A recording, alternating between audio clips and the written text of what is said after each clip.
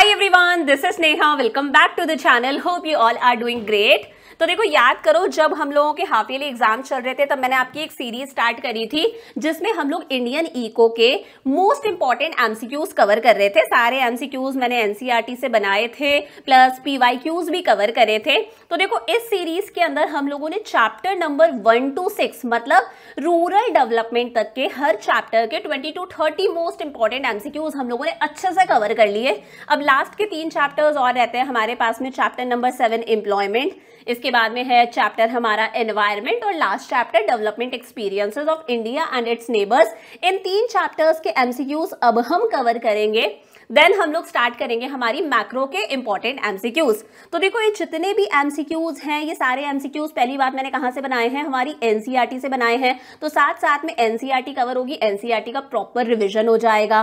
Plus जितने भी MCQs हैं ये उस पैटर्न के हैं जैसे questions previous year board exams में पूछे गए हैं। तो एक तरह से आपके पीवाईक्यूज भी कवर हो रहे हैं और हर पैटर्न के क्वेश्चन है। स्टेटमेंट्स वाले क्वेश्चन भी हैं, असर्शन रीजन वाले क्वेश्चन भी हैं, टेबल्स वाले क्वेश्चन भी हैं। तो बहुत अच्छे एमसीक्यूज हैं। खुद वीडियो को पॉज करके अपने आंसर्स लिखते जाना, लास्ट में जो भी स्कोर है मुझे कमेंट्स के अंदर बताना।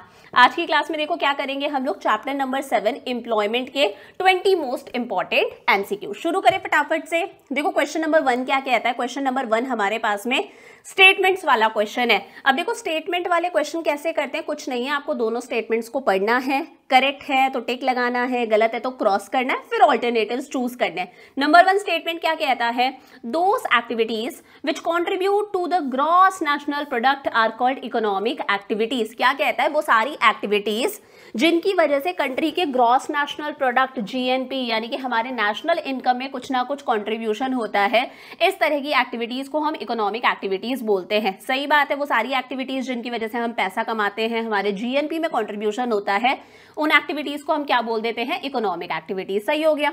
स्टेटमेंट 2 क्या कहता है, all those who are engaged in economic activities in whatever capacity high or low are workers। वो सारे लोग जो किसी ना किसी तरह की इकोनॉमिक एक्टिविटी कर रहे हैं, पैसा कमाने से रिलेटेड काम कर रहे हैं, चाहे किसी भी कैपेसिटी में कर रहे हैं, बड़ा काम कर रहे हैं, छोटा काम कर रहे हैं, ज्यादा काम कर रहे हैं, कम काम कर रहे हैं, उन सभी लोगों को वर्कर्स बोला जाता है। सही बात है, दोनों स्टेटमेंट्स करेक्ट है। तो करेक्ट आंसर हो गया हमारे पास में A, both the statements are true. समझ में आ गया। नेक्स्ट क्वेश्चन क्या कहता है, असर्शन रीजन वाला क्वेश्चन है। अब बहुत सारे बच्चों को कंफ्यूजन होता है कि मैम असर्शन रीजन वाले क्वेश्चन समझ ही नहीं आता कैसे करने हैं। देखो सिखाती हूँ, बहुत आराम से समझना। एक असर्शन गिवन है, एक रीजन गिवन है, इन दोनों को इंडिविजुअल स्टेटमेंट्स की तरह आपको पढ़ना है। सिर्फ दोनों को इंडिविजुअल स्टेटमेंट्स की तरह पढ़ो और देख लो, अगर सही है तो करेक्ट लगाना है, गलत है तो क्रॉस करना है। सिंपल सा इतना सा काम करो। तो स्टेटमेंट 1 क्या कहता है, There is underestimation of the number of male workers in the country।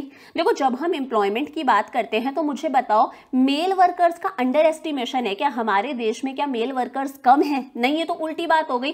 Female workers कम है हमारे देश में, मेल वर्कर्स ज्यादा है। तो असर्शन तो हमारा गलत हो गया, क्रॉस कर दिया यहाँ पर। समझ में आया। नेक्स्ट स्टेटमेंट को पढ़ो, many household activities done by women are not recognised as productive work. अच्छा, औरतें जितनी भी हाउस होल्ड एक्टिविटीज करती है, घर का काम करती हैं, उन्हें प्रोडक्टिव वर्क नहीं माना जाता, उस काम को काम की तरह नहीं लिया जाता, उन्हें इस काम के पैसे नहीं मिलते। This narrow definition of work leads to non recognition of women's work. इसीलिए जो काम औरतें घर में करती हैं, घर का जितना भी काम होता है किचन वगैरह का, उसके लिए उन्हें पहचान नहीं मिलती, उन्हें वर्कर की तरह काउंट नहीं करा जाता। सही बात है, ऐसा ही होता है। तो ये स्टेटमेंट हमारा करेक्ट है। समझ में आया।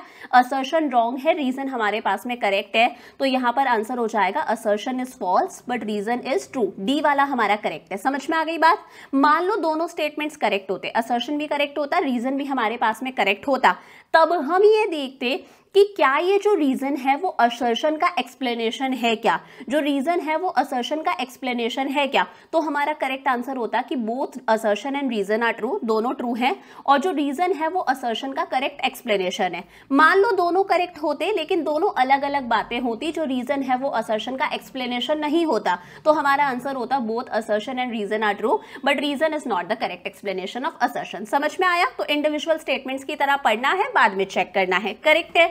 नेक्स्ट क्वेश्चन क्या कहता है, when a worker is engaged by someone or an enterprise and paid his or her wages on a regular basis, these are known as.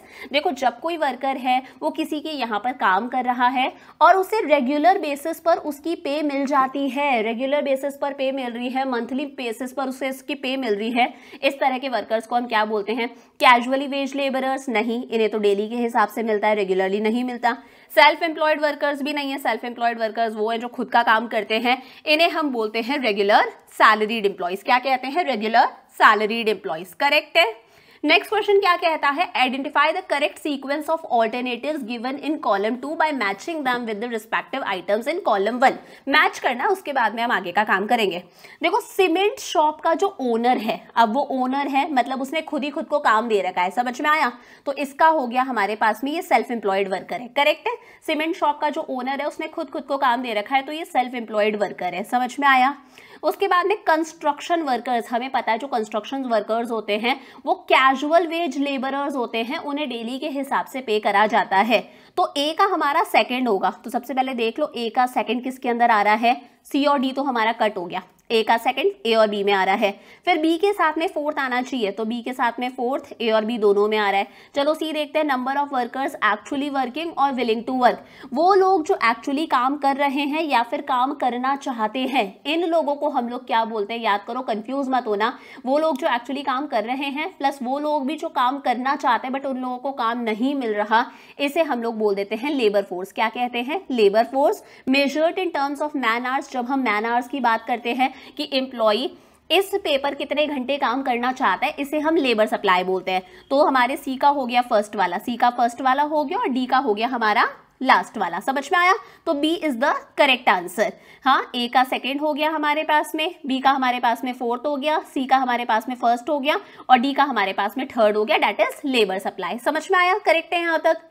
Next question क्या कहता है, identify which of the following is the correct formula for calculating worker population ratio. अच्छा, correct formula बताना है। देखो नाम से ही समझ में आ रहा है, वर्कर पॉपुलेशन रेशियो मतलब ऊपर तो क्या आना चाहिए, फॉर्मूला के अंदर वर्कर आना चाहिए, वर्कर को हम वर्कफोर्स भी बोल सकते हैं। नीचे फॉर्मूला में कहीं ना कहीं पॉपुलेशन आना चाहिए और आगे हम इंटू 100 कर देते हैं, परसेंटेज के अंदर निकल जाएगा। तो देख लो करेक्ट फॉर्मूला कौन सा है, वर्कर अपॉन पॉपुलेशन इंटू 100। तो worker upon population, total workers upon total population into 100, B is the correct answer. समझ में आया, total worker upon total population into 100। Next question क्या कहता है, स्टेटमेंट वाला क्वेश्चन है। स्टेटमेंट 1 कहता है the nature of unemployment problem in India is unifaceted. ये बात गलत है, यहाँ पर मल्टीफैसेटेड आना चाहिए। इसका मतलब है हमारी कंट्री में अलग अलग तरह का अनएम्प्लॉयमेंट है, डिस्गाइज्ड अनएम्प्लॉयमेंट है, स्ट्रक्चरल अनएम्प्लॉयमेंट है, हमारी कंट्री में अलग अलग तरह का अनएम्प्लॉयमेंट है ना। यूनिफैसेटेड नहीं होगा, ये मल्टीफैसेटेड होगा। स्टेटमेंट 1 गलत हो गया। Worker population ratio is an indicator which is used for analyzing the employment situation in the country। जब हम कंट्री के अंदर एम्प्लॉयमेंट सिचुएशन की बात करते हैं कि कंट्री के अंदर एम्प्लॉयमेंट ज़्यादा है या कम है, तो वर्कर पॉपुलेशन रेशियो बताता है। अगर वर्कर पॉपुलेशन रेशियो ज़्यादा है तो हम बोलेंगे कंट्री में अच्छा खासा एम्प्लॉयमेंट है, सबको काम मिल रहा है। अगर वर्कर पॉपुलेशन कम, रेशियो कम है, तो हम बोल देते हैं कंट्री के अंदर क्या है, अनएम्प्लॉयमेंट है। आपकी एनसीईआरटी की लाइन है, ये करेक्ट है। तो स्टेटमेंट 1 तो फॉल्स है, स्टेटमेंट 2 करेक्ट है हमारे पास में। Statement 1 is false but statement 2 is true. समझ में आया, B is the correct answer. आगे बढ़ते हैं, दो अगेन स्टेटमेंट वाला क्वेश्चन है हमारे पास में। Statement 1, all the public sector establishment, जितने भी गवर्नमेंट के ऑर्गेनाइजेशंस है, public sector establishments and those private sector establishments which employ 10 hired workers or more are called formal sector. जितने भी पब्लिक सेक्टर एस्टैब्लिशमेंट्स है, सरकार के एस्टैब्लिशमेंट्स है, और प्राइवेट सेक्टर के भी वो एस्टैब्लिशमेंट्स जहां पर 10 या 10 से ज़्यादा लोग काम करते हैं, वो फॉर्मल सेक्टर में आते हैं क्या? सही बात है, ये फॉर्मल सेक्टर की डेफिनेशन है, करेक्ट है। फॉर्मल सेक्टर में यही आता है, पब्लिक सेक्टर और प्राइवेट के अंदर जहां पर 10 या 10 से ज़्यादा लोग काम करते हैं। Workers and enterprises in the informal sector do not get regular income। सही बात है, इनफॉर्मल सेक्टर में जो वर्कर्स काम करते हैं उन्हें रेगुलरली इनकम नहीं मिलती, हम लोगों ने पढ़ा था। They do not have any protection और रेगुलेशन फ्रॉम द गवर्नमेंट, इन्हें सरकार से भी कोई प्रोटेक्शन नहीं मिलती है, कोई रूल्स रेगुलेशंस नहीं है, ये अपना यूनियन नहीं बना सकते हैं। दोनों स्टेटमेंट्स करेक्ट हैं, सो हम बोल सकते हैं both statement 1 and 2 are true. समझ में आ गई यहाँ तक सारी बातें? Both the statements are true. आगे बढ़ते हैं, नेक्स्ट क्वेश्चन क्या कहता है, identify the incorrect statement. 3 statements correct हैं, एक स्टेटमेंट इनकरेक्ट है, वो हमें बताना है ना, वन बाय वन। देखो 3 करेक्ट है। Economist define unemployed person as one who is not able to get employment of even 1 hour in half a day. देखो ये बात आपकी एनसीईआरटी में लिखी है। इकोनॉमिस्ट जो है वो बताते हैं अनएम्प्लॉयड बंदा वो बंदा होता है जिसे आधे दिन के अंदर भी कम से कम 1 भी घंटे का काम नहीं मिल रहा, who do not get employment of even 1 hour in half a day, वो बंदा अनएम्प्लॉयड है। सही बात है, करेक्ट है, ये तो हमें इनकरेक्ट बताना है। Mahatma Gandhi National Rural Employment Guarantee Act हम लोगों ने पढ़ा था, promises 100 days of guaranteed wage employment to all rural households who volunteer to do unskilled manual work। देखो Mahatma Gandhi National Rural Employment Guarantee Act 2005 के हिसाब से क्या होता है, वो लोग जो अनस्किल्ड काम करना चाहते हैं उन्हें 100 डेज का एम्प्लॉयमेंट सरकार प्रोवाइड करती है। ये बात भी सही है, करेक्ट स्टेटमेंट है। Tertiary sector is the main source of employment for majority of workers in India. ये बात गलत है। हमारी कंट्री में मेजॉरिटी ऑफ वर्कर्स कौन से सेक्टर में काम करते हैं, प्राइमरी सेक्टर में। कौन से सेक्टर में काम करते हैं, प्राइमरी सेक्टर में। तो सी इज द करेक्ट आंसर, सी हमारा करेक्ट आंसर है, ये इनकरेक्ट है। लास्ट वाला भी पढ़ के देख लो। The process of moving from self employment and regular salaried employment to casual wage worker notice during 1972 से 1994 एज कैजुअलाइजेशन ऑफ वर्कफोर्स। सही बात है, जब लोग सेल्फ एम्प्लॉयमेंट या फिर रेगुलर सैलरीड एम्प्लॉयमेंट से कैजुअल वेज लेबरर्स बनने लगते हैं, उस प्रोसेस को कैजुअलाइजेशन बोला जाता है। ये भी करेक्ट है, तो सी हमारा करेक्ट आंसर हो गया, इनकरेक्ट। आगे बढ़ो। Which type of unemployment is predominant in agriculture sector? Agriculture sector में कौन सा अनएम्प्लॉयमेंट देखने को मिलता है, एजुकेटेड अनएम्प्लॉयमेंट नहीं, इंडस्ट्रियल अनएम्प्लॉयमेंट ये तो शहरों में होता है, स्ट्रक्चरल अनएम्प्लॉयमेंट नहीं। एग्रीकल्चर सेक्टर में देखने को मिलता है हमें डिस्गाइज्ड अनएम्प्लॉयमेंट, जिसे हम हिडन अनएम्प्लॉयमेंट भी बोलते हैं। नेक्स्ट है, लेबर फोर्स में से माइनस कर दो number of persons not working but willing to work. अच्छा देखो, लेबर फोर्स का मतलब क्या होता है, लेबर फोर्स में दोनों लोग आ जाते हैं। इसमें वो लोग भी आ जाते हैं जो एक्चुअली काम कर रहे हैं, एक्चुअली वर्किंग वाले भी आ जाते हैं, प्लस इसके अंदर विलिंग टू वर्क भी आ जाते हैं, दोनों आ जाते हैं, विलिंग टू वर्क। तो लेबर फोर्स के अंदर मैं कह रही हूँ एक्चुअली 100 लोग काम कर रहे हैं, प्लस 50 लोग ऐसे हैं जो विलिंग टू वर्क हैं, जो काम करना चाहते हैं, बट इन लोगों को काम नहीं मिल रहा। ये 150 क्या है, मतलब 100 + 50, 150 क्या है, हमारे पास में लेबर फोर्स है। इस लेबर फोर्स में से अगर मैं number of persons not working, उन लोगों को माइनस कर दूं जो लोग काम करना चाहते हैं बट उन्हें काम नहीं मिल रहा, मतलब इस 50 को अगर मैं माइनस कर दूं, ये 50 वो लोग हैं जो काम करना चाहते हैं बट इन लोगों को काम नहीं मिल रहा, तो ये 100 हमारे पास में बचेगा। ये 100 कौन से लोग हैं, जो एक्चुअली काम कर रहे हैं, तो ये एक्चुअली काम कर रहे हैं, इसे हम लेबर सप्लाई बोलते हैं, वर्कफोर्स बोलते हैं। नंबर ऑफ पर्सन्स अनएम्प्लॉयड बोलेंगे या क्या बोलेंगे, इसे हम बोलते हैं वर्कफोर्स। याद आ गया। अगर लेबर फोर्स में से number of persons willing to work but not actually working minus करते हैं तो हमें मिलता है workforce. B is the correct answer. Next देखते हैं, which of the following is a major form of livelihood for Indians as it accounts for greater than 50% of the total workforce। क्या समझे, हमारी कंट्री में कौन सा इनमें से मेजर फॉर्म ऑफ लाइवलीहुड है, लोग सबसे ज्यादा पैसा कहां से कमाते हैं, 50% से ज्यादा पैसा कहां से कमा रहे हैं, हमारी वर्कफोर्स का 50% से ज्यादा शेयर की हम बात कर रहे हैं। रेगुलर सैलरीड एम्प्लॉयमेंट नहीं, क्योंकि गांवों के अंदर तो इतने ज्यादा ऑफिस वगैरह नहीं होते। सेल्फ वेज लेबरर्स भी नहीं है, इसका आंसर होगा हमारे पास में सेल्फ एम्प्लॉयमेंट। क्यों होगा, अर्बन एरियाज में भी सेल्फ एम्प्लॉयमेंट बहुत ज्यादा, और स्पेशली हमारी मेजॉरिटी ऑफ वर्कफोर्स कहाँ पे रहती है, रूरल एरियाज के अंदर। और रूरल एरियाज के अंदर लोग कहाँ काम करते हैं, अपने फार्म्स पर काम करते हैं, अपनी शॉप्स पर काम करते हैं, या फिर पशुपालन वगैरह करते हैं। तो मोस्टली लोग क्या है, सेल्फ एम्प्लॉयड है। तो 11th का आंसर हो गया हमारे पास में सी। समझ में आया। नेक्स्ट क्या है, number of persons unemployed is calculated as. अच्छा, नंबर ऑफ पर्सन्स अनएम्प्लॉयड हमें निकालना है, कैसे हम निकाल सकते हैं, देखो सिंपल सा फॉर्मूला है, लेबर फोर्स। लेबर फोर्स में मैंने पहले भी बताया, वो लोग जो एक्चुअली काम कर रहे हैं 100 प्लस वो लोग जो काम करना चाहते हैं बट उन लोगों को काम नहीं मिल रहा, दोनों आ जाता है, मतलब लेबर फोर्स हमारे पास में हो गई 150। इस 150 में से अगर मैं मेरी वर्कफोर्स को माइनस कर दूंगी, वर्कफोर्स कौन से, वो लोग जो एक्चुअली काम कर रहे हैं, वो कितने थे, 100 थे, उसे अगर मैंने माइनस कर दिया तो हमारे पास में 50 आएगा। ये 50 कौन से लोग हैं, वो लोग जो काम करना चाहते हैं बट इन लोगों को काम नहीं मिल रहा, और एक्चुअली देखा जाए तो इन्हीं लोगों को हम लोग क्या बोल देते हैं, अनएम्प्लॉयड, बेरोजगार बोलते हैं। तो नंबर ऑफ पर्सन्स अनएम्प्लॉयड कैसे निकलेगा, लेबर फोर्स में से माइनस कर दो वर्कफोर्स। करेक्ट है। नेक्स्ट क्वेश्चन क्या कहता है, which of the following statement is not true, इनमें से कौन सा स्टेटमेंट ट्रू नहीं है, ठीक है, ट्रू नहीं है।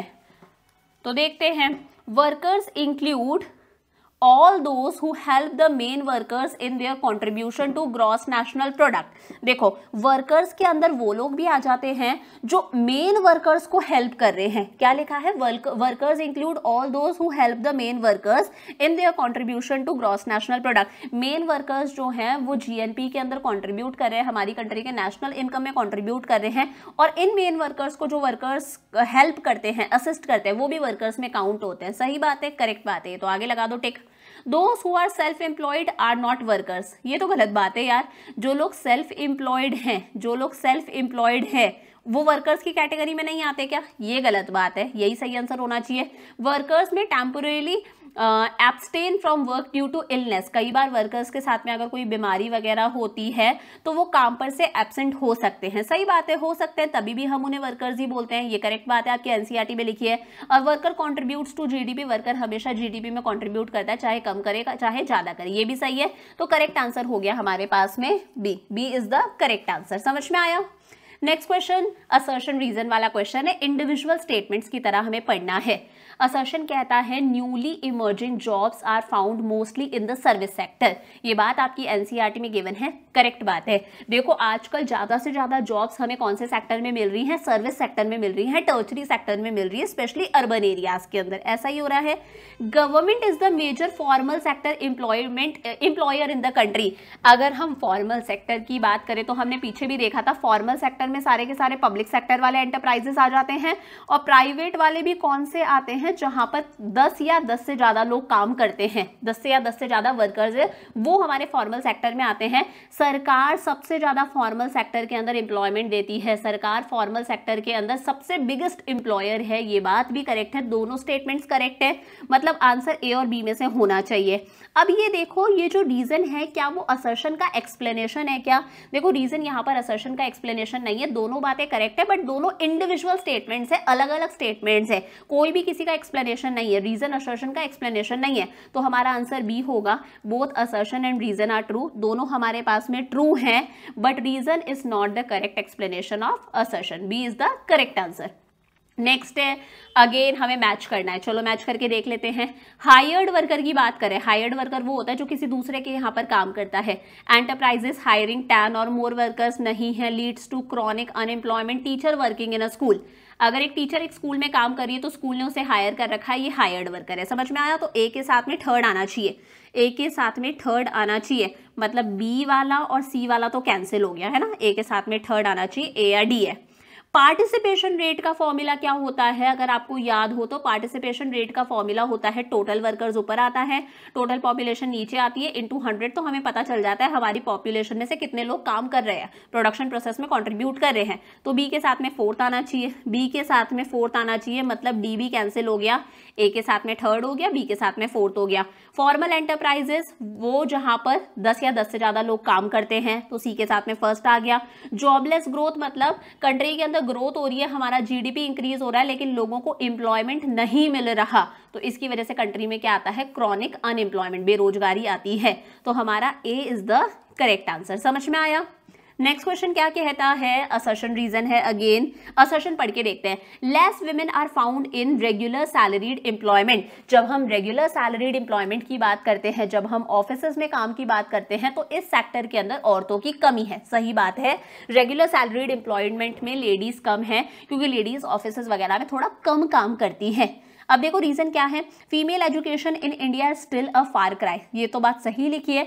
हमारी कंट्री में अगर हम फीमेल एजुकेशन की बात करें ना, तो बहुत सारी जगह पर फीमेल्स को प्रॉपर एजुकेशन नहीं मिलती है, ड्रॉप आउट बहुत ज़्यादा होता है, उन्हें निकाल लिया जाता है स्कूल से, शादी करा दी जाती है। Implying low eligibility for salaried jobs, इस तरह की औरतों को अच्छी जॉब्स नहीं मिल पाती हैं, अच्छी सैलरी नहीं मिल पाती है, ये भी सही बात है, दोनों बातें करेक्ट है, तो ए और बी में से आंसर हो सकता है। अब ये देखो रीजन असर्शन का एक्सप्लेनेशन है क्या, देखो देखो औरतें जो हैं वो रेगुलर सैलरीड एम्प्लॉयमेंट में कम है, सही बात है। उसके पीछे का रीजन क्या है, क्योंकि हमारी कंट्री में फीमेल्स को प्रॉपर एजुकेशन नहीं मिलती है, तो उनके अंदर कहीं ना कहीं एलिजिबिलिटी नहीं होती कि वो रेगुलर सैलरीड एम्प्लॉयमेंट के अंदर जा सके। समझ में आया? तो both reason and assertion are correct, दोनों बातें करेक्ट है हमारे पास में, and reason is the correct explanation of assertion. A is the correct answer. Next है identify which of the following statement, या फिर स्टेटमेंट्स ज्यादा भी हो सकते हैं, इज आर ट्रू, इनमें से कौन से स्टेटमेंट्स करेक्ट है। तो बस हमें टिक या क्रॉस करना है। To protect their economic interest, अपना इकोनॉमिक इंटरेस्ट बचाने के लिए workers in the formal sector cannot form trade union, ये बात गलत है। अपने इकोनॉमिक इंटरेस्ट, अपनी भलाई के लिए जो फॉर्मल सेक्टर में वर्कर्स काम करते हैं, गवर्नमेंट सेक्टर में या फिर वो सेक्टर जहां पर 10 या 10 से ज्यादा लोग हैं, वो ट्रेड यूनियंस फॉर्म कर सकते हैं। यहाँ पर कैन नॉट नहीं आएगा। कैन नॉट तब आएगा जब यहाँ पर फॉर्मल की जगह पर क्या लिखा हुआ हो, इनफॉर्मल सेक्टर में जो लोग काम करते हैं ना, वो अपने लिए ट्रेड यूनियंस फॉर्म नहीं कर सकते, इनके पास में किसी भी तरह के सोशल सिक्योरिटी बेनिफिट्स नहीं होते। तो ये स्टेटमेंट हमारा गलत है। ओइंग टू राइजिंग पॉपुलेशन, जैसे जैसे हमारी पॉपुलेशन बढ़ती जा रही है, labour force continues to rise at an alarming rate, labour force भी इंक्रीज होती जा रही है, सही बात है, एनसीईआरटी में भी लिखी, और ऑब्वियसली बात है पॉपुलेशन बढ़ती जा रही है तो लेबर फोर्स भी बढ़ती जा रही है। लेबर फोर्स में दोनों आते हैं, वो लोग भी आते हैं जो काम कर रहे हैं, जो एक्चुअली काम कर रहे हैं, प्लस वो लोग भी आते हैं जो काम करना चाहते हैं बट उन लोगों को काम नहीं मिल रहा है, इनका नंबर बढ़ता जा रहा है, सही है। About 3/5 of the India's workforce depends on agriculture and other allied activities as the major source of livelihood, बिल्कुल सही बात है। हमारी 3/5 पॉपुलेशन आज भी एग्रीकल्चर पर निर्भर है और एग्रीकल्चर से रिलेटेड जो एक्टिविटीज हैं जैसे फिशिंग हो गया, एनिमल हस्बेंड्री हो गया, इन पर डिपेंडेंट है। करेक्ट है ये स्टेटमेंट भी। In the last few decades, कुछ 10 सालों में, कुछ डेकेड्स में, there has been rapid growth in the gross domestic product, हमारा जीडीपी बढ़ता जा रहा है, but without simultaneous increase in employment opportunities, ये भी सही बात है। कुछ सालों के अंदर हमारा 10, 15, 20 सालों के अंदर हमारा जीडीपी तो इंक्रीज हो रहा है, लेकिन एम्प्लॉयमेंट अपॉर्चुनिटीज जनरेट नहीं हो रही, क्योंकि ये जीडीपी कैसे इंक्रीज हो रहा है, with the help of good technology, और इसी को हम लोग क्या बोल देते हैं, जॉबलेस ग्रोथ। क्या कहते हैं, जॉबलेस ग्रोथ। तो ये स्टेटमेंट भी करेक्ट है। तो बताना है हमें कौन कौन से करेक्ट है, सेकंड करेक्ट है, थर्ड करेक्ट है और फोर्थ करेक्ट है। तो कौन सा ऑल्टरनेटिव सही होगा, सी करेक्ट है हमारे पास में, second, third and fourth are correct. समझ में आया? नेक्स्ट क्या कहता है, an arrangement in which a worker uses his own resources to make a living, ऐसा काम जिसके अंदर जो हमारा वर्कर्स है वो खुद के ही रिसोर्सेज यूज करता है जीवन यापन करने के लिए, अपनी लाइफ चलाने के लिए, लाइवलीहुड अर्न करने के लिए। वो खुद का ही लैंड यूज़ कर रहा है, वो खुद की ही लेबर यूज़ कर रहा है, खुद का ही कैपिटल, खुद का ही पैसा यूज़ कर रहा है। इसे हम वेज एम्प्लॉयमेंट भी नहीं बोलते, रेगुलर एम्प्लॉयमेंट भी नहीं बोलते, कैजुअल एम्प्लॉयमेंट भी नहीं बोलते, इसे हम लोग बोल देते हैं सेल्फ एम्प्लॉयमेंट। पता है तो सबको। नेक्स्ट क्वेश्चन स्टेटमेंट वाला है, disguised unemployment is defined as a situation when marginal productivity of labour is zero और नेगेटिव, बिल्कुल सही बात है, आपके एनसीईआरटी में भी लिखा है। डिस्गाइज्ड अनएम्प्लॉयमेंट का मतलब है एक लैंड पर काम करने के लिए हमें 5 बंदों की जरूरत है, लेकिन इसी लैंड पर 8 बंदे काम कर रहे हैं, तो ये जो एक्स्ट्रा 3 लोग काम कर रहे हैं, क्या इनकी वजह से हमारा जीडीपी इंक्रीज हो रहा है? नहीं इंक्रीज हो रहा। तो मार्जिनल प्रोडक्टिविटी इनकी कुछ नहीं है, जीरो है या फिर नेगेटिव है। 5 की जरूरत है, 8 काम करेंगे, तो तीनों की वजह से, जो एक्स्ट्रा 3 काम कर रहे हैं उसकी वजह से हमारा प्रोडक्शन इंक्रीज नहीं हो रहा है, हमारी प्रोडक्टिविटी इंक्रीज नहीं हो रही। करेक्ट है। स्टेटमेंट 2 कहता है, in the past few decades, कुछ सालों के अंदर primary sector has created maximum jobs in India. नहीं। कौन से सेक्टर ने मैक्सिमम जॉब्स क्रिएट करे हैं? हमारे टर्शरी सेक्टर ने, सर्विस सेक्टर ने मैक्सिमम जॉब्स क्रिएट करे हैं। ये स्टेटमेंट गलत हो गया। तो statement 1 is true but statement 2 is false. समझ में आया? लास्ट क्वेश्चन क्या कहता है, which of the following statement is not true, इनमें से कौन सा स्टेटमेंट ट्रू नहीं है? 3 ट्रू होने चाहिए। मतलब urban employment is a spill over of rural unemployment, urban unemployment is a spill over of rural unemployment. बहुत ध्यान से समझना, urban unemployment is a spill over का मतलब है रिजल्ट। ठीक है, जो अर्बन एरियाज में अनएम्प्लॉयमेंट है वो किसकी वजह से हो रहा है? रूरल एरियाज के अनएम्प्लॉयमेंट की वजह से हो रहा है। देखो रूरल एरियाज में अनएम्प्लॉयमेंट है क्योंकि फार्मिंग के अंदर वही है, डिस्गाइज्ड अनएम्प्लॉयमेंट होता है, तो ये लोग माइग्रेट होके कहाँ पर आते हैं? अर्बन एरियाज में आते हैं, और फिर अर्बन एरियाज के अंदर भी अनएम्प्लॉयमेंट हो जाता है। पॉपुलेशन इतनी ज्यादा, काम सबको नहीं मिल रहा। ये स्टेटमेंट करेक्ट है। अर्बन अनएम्प्लॉयमेंट किसके पीछे का कारण है? रूरल अनएम्प्लॉयमेंट के पीछे का कारण है। जीडीपी में increase even when employment opportunities do not, ये भी सही बात है। कुछ सालों से ऐसा ही हो रहा है कि हमारा जीडीपी इंक्रीज हो रहा है चाहे एम्प्लॉयमेंट अपॉर्चुनिटीज जनरेट ना हो, क्योंकि हमारा जीडीपी इंक्रीज हो रहा है with the help of technology, जिसे हम बोलते हैं जॉबलेस ग्रोथ, ये भी करेक्ट है। Formal sector workers are highly vulnerable to uncertainties of the market, ये गलत लिखा है। यहाँ पर इनफॉर्मल सेक्टर वर्कर आना चाहिए था। इनफॉर्मल सेक्टर में वो लोग काम करते हैं जिन लोगों को रेगुलर सैलरी भी नहीं मिलती, जिन्हें कभी भी नौकरी से निकाल दिया जाता है, इनके लिए सरकार भी कोई रूल्स रेगुलेशंस नहीं बनाती। तो इनफॉर्मल सेक्टर के वर्कर्स जो हैं उन्हें मार्केट की अनसर्टेनिटीज फेस करनी पड़ती है, फॉर्मल सेक्टर्स को फेस नहीं करनी पड़ती। इनके लिए सरकार बहुत सारे रूल्स रेगुलेशंस बना के रखती है। तो सी वाला हमारे पास में इनकरेक्ट हो गया, C is the correct answer. Labour force is not related to wage rate, ये भी हमारा सही था। वेज रेट किससे रिलेटेड, वेज रेट से रिलेटेड वाला कॉन्सेप्ट होता है हमारे पास में, याद करना, लेबर सप्लाई। लेबर फोर्स का वेज रेट से कोई लेना देना नहीं है, लेबर सप्लाई का वेज रेट से लेना देना है। So C is incorrect, C is the correct answer. समझ में आया? इसी के साथ में हम लोगों ने इस चैप्टर के भी 20 मोस्ट इंपॉर्टेंट एमसीक्यूज कवर कर लिए। अब लास्ट के 2 चैप्टर्स और रहते हैं। नेक्स्ट क्लास के अंदर हम लोग करेंगे हमारा एनवायरमेंट चैप्टर के मोस्ट इंपॉर्टेंट एमसीक्यूज। तब तक यहाँ तक का अच्छे से पढ़ के रखना।